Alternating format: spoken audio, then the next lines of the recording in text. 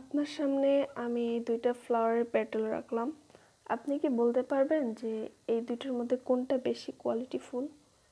অবশ্যই না, কিন্তু আপনি ধরে বুঝতে পারবেন যে এটার মধ্যে কোনটা বেশি কোয়ালিটিফুল।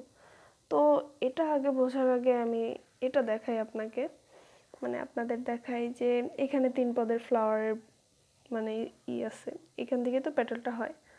তো আপনি যখন এটা ধরবেন এইভাবে ধরবেন, ধইরা এইভাবে করে এটা ঘষা দেবেন।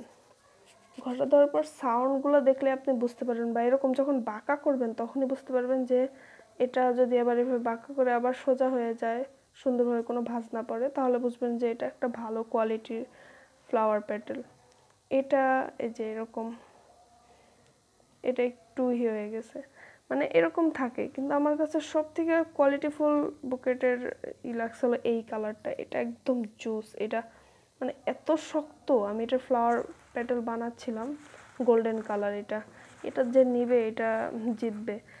কিন্তু আমি এক জায়গায় একটু খাইছি যে মেরুন কালার আমি ফার্স্ট যখন আনছি তখন ওইটার কোয়ালিটি একদম টপ নচ ছিল, কিন্তু এইবারের কোয়ালিটিটা কেন জানি মানে ভালো পড়ে নাই অনেস্টলি। এইটা হলো আমার মেরুন কালারের। তো যারা এগুলো কিনতে যাবেন এগুলো অবশ্যই দেখবেন। এই দেখেন, এই সাউন্ডটা পাইতেছেন? এটার সাউন্ডটা দেখলেই মনে হয় যে, মানে শুনলে আপনি ধরলেই বুঝবেন যে এটা কতটা প্রিমিয়াম, দেখলেই বোঝা যায়। আর এইটা আপনি দেখেন, এটার সাউন্ড পাইতেছেন?